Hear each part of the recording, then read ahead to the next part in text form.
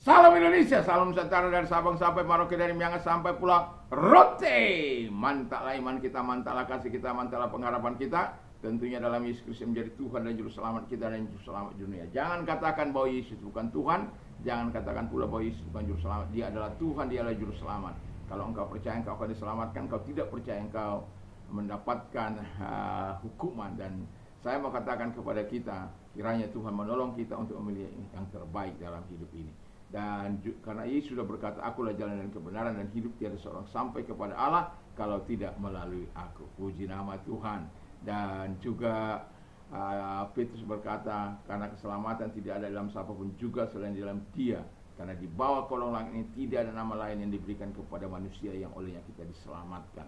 Dan juga karena begitu besar kasih Allah akan dunia ini sehingga Ia mengaruniakan anaknya yang tunggal, supaya setiap orang percaya kepadanya tidak binasa, melainkan beroleh hidup yang kekal. Haleluya. Dan kiranya juga Tuhan membuat kita dengan apa yang dikatakan firman Allah, dengan hati percaya engkau dibenarkan, dengan mulut mengaku engkau diselamatkan.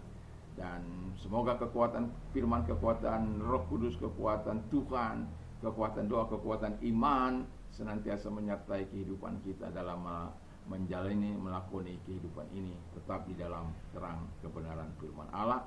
Walaupun sebentar kita akan beristirahat, bukan berarti kita bebas untuk membaca firman Allah. Mari kita cintai firman Tuhan, berdoa sebelum tidur supaya dipsiknya Tuhan ada dalam pikiran kita, dan ketika kita bangun besok pagi kita kembali dengan tubuh yang sehat dan memuliakan Tuhan. Dan saya mau katakan kepada kita selamat malam. Kiranya Tuhan Yesus memberkati kita, dan kiranya sebelum tidur kita ringankan untuk mendengarkan firman Allah. 1 Timotius yang ke 1 ya, 1 Timotius 1 ayat yang ke-5, demikian bunyi firman Allah.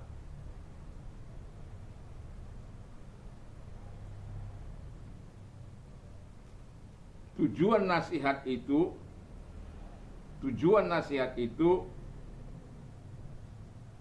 ialah kasih yang timbul dari hati yang suci, dari hati nurani yang murni, dan dari iman yang tulus ikhlas.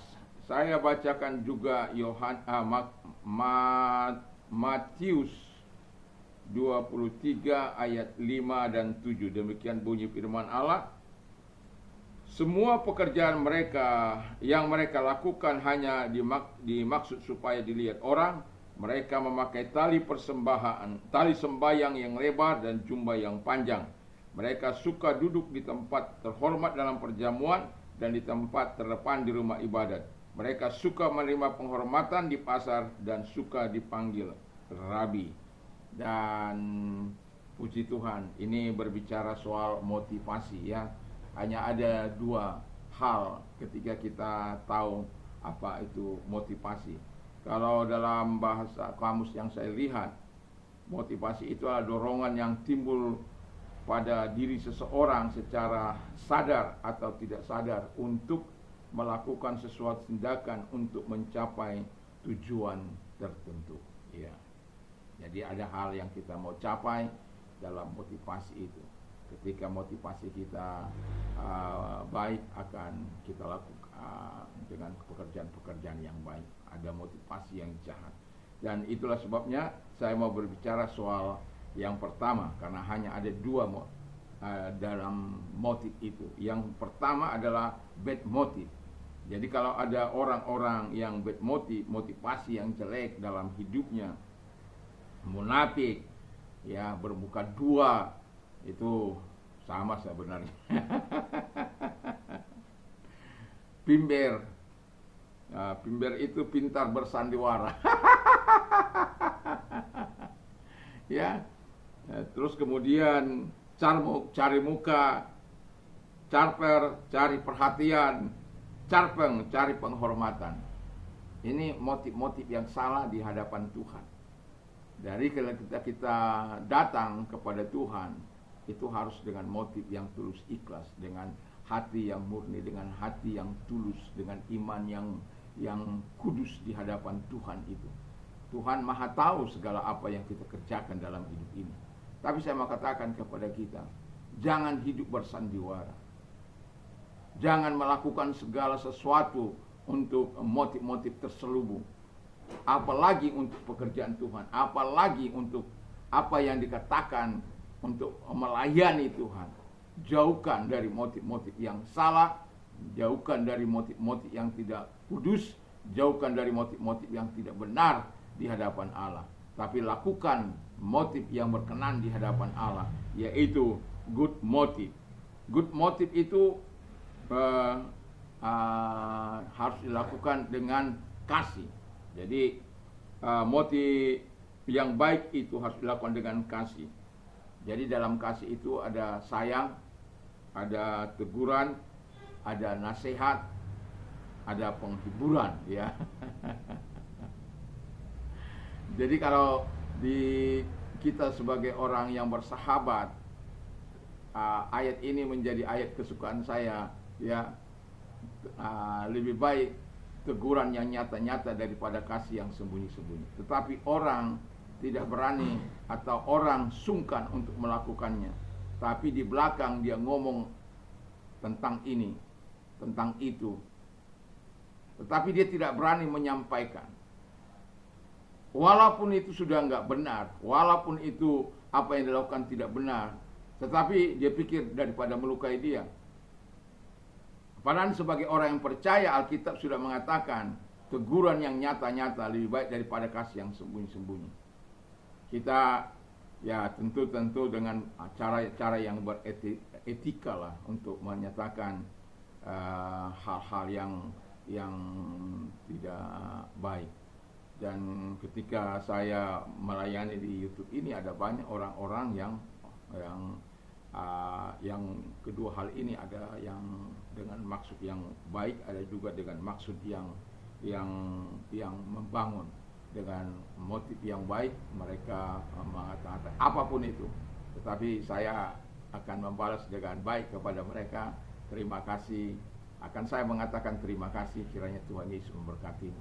Apapun yang jelek-jelek, dan bagi mereka yang memberikan motivasi, semangat, dorongan untuk terus berkarya, itu saya mengatakan kiranya Tuhan memberkatimu. Haleluya. Dan selalu, walaupun tidak semua bisa saya jawab, kadangkala oleh karena kesibukan sehari-hari dan sampai melihat apapun tidak ya komentar. Tapi saya mau katakan kepada kita supaya ketika dengan apapun pekerjaan yang kita lakukan, lakukanlah dengan motif yang baik. Apalagi dalam pelayanan, harus dengan kasih. Karena dalam kasih itu ada seperti yang saya katakan tadi, sayang, teguran, nasihat, penghiburan.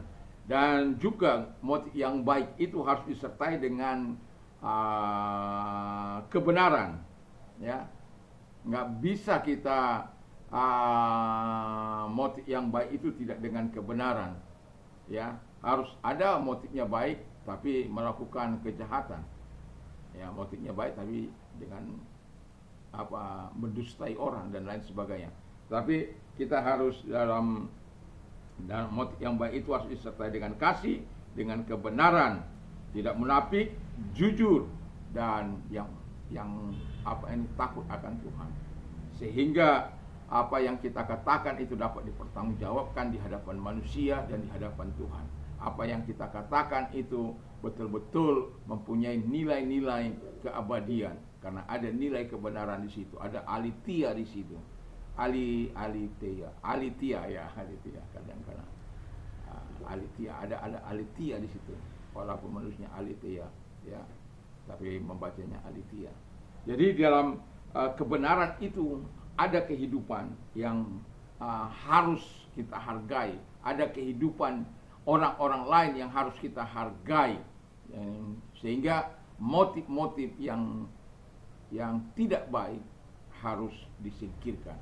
Kita tahu ada banyak orang-orang melayani dengan motif yang tidak baik, tapi kita sebagai orang yang percaya, sebagai hamba-hamba Tuhan, lakukanlah motif-motif yang baik dalam hidup kita, sehingga Tuhan memberkati kita, Tuhan menolong kita melakukan yang terbaik dalam hidup ini. Dan yang terakhir adalah dengan iman, ya, dengan iman. Jadi good motive itu juga harus dilakukan dengan iman supaya membawa manfaat bagi orang lain, membawa manfaat bagi kita. Jadi good motive itu harus disertai 3 hal ini, yaitu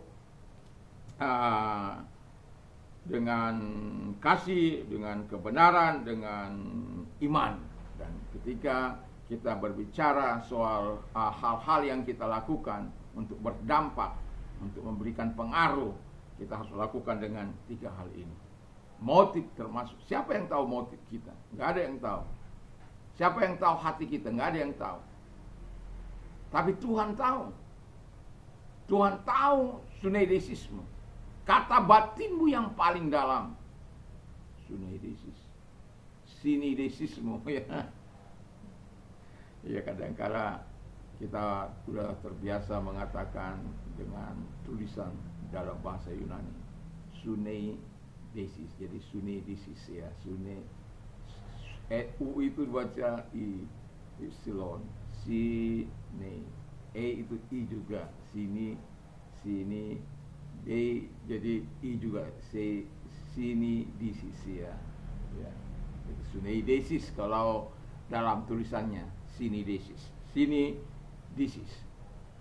Jadi kata batin yang paling dalam itu. Dan siapa yang tahu kata batin yang paling dalam itu? Motif di dalam batin kita, dalam pikiran kita, tidak ada yang tahu. Tapi kalau kita punya hal-hal yang mau melayani, apalagi melayani pekerjaan Tuhan, lakukanlah dengan motif yang baik, motif yang disertai dengan kasih, disertai dengan kebenaran, disertai dengan iman, sehingga kita tetap menerima yang terbaik di dalam kehidupan kita, sebagaimana Tuhan katakan, supaya kita motif-motif kita itu kudus di hadapan Tuhan. Mari kita tunduk kepala kita berdoa. Terima kasih Tuhan, kiranya Tuhan menolong kami untuk melakukan yang terbaik dalam hidup ini. Di dalam nama Yesus, segala pekerjaan sejahat kami perintahkan keluar, hancurkan dengan kuasa. Dan biarlah Tuhan kami melakukan yang terbaik. Dan juga bagi mereka yang sakit, kami perintahkan segala sakit penyakit mereka keluar, dan oleh bilu-bilu Yesus mereka sembuh oleh kuasa. Dan bagi mereka yang menghadapi tantangan, rintangan, persoalan, masalah, Tuhan datang kepada mereka sehingga mereka tidak meninggalkan Engkau, tapi mereka iman mereka, kuatkan mereka, tolong mereka, hiburkan mereka, sertai mereka, sebagaimana firman Aku menyertai mereka di saat mereka mengalami penderitaan, dan tolong mereka sehingga hidup mereka diberkati oleh Tuhan. Di dalam nama Yesus kami bersyukur dan kami berdoa. Terima kasih Bapa di surga, dan kami percaya pertolongan Tuhan datang kepada mereka yang membutuhkan uluran tangan. Dalam nama Yesus kami berdoa. Haleluya. Amin. Tuhan Yesus memberkati kita, dan biarlah malam ini malam di mana kita diberkati oleh Tuhan, dipelihara oleh Tuhan, dan dinyatakan segala kemurahan-Nya bagi kita semuanya. Sebelum kita istirahat, jangan lupa untuk terus membaca firman Allah, mencintai firman Allah, dan memperkatakan firman, bahkan merenungkan firman Allah dalam hidup ini. Tuhan Yesus memberkati. Mantap, mantap.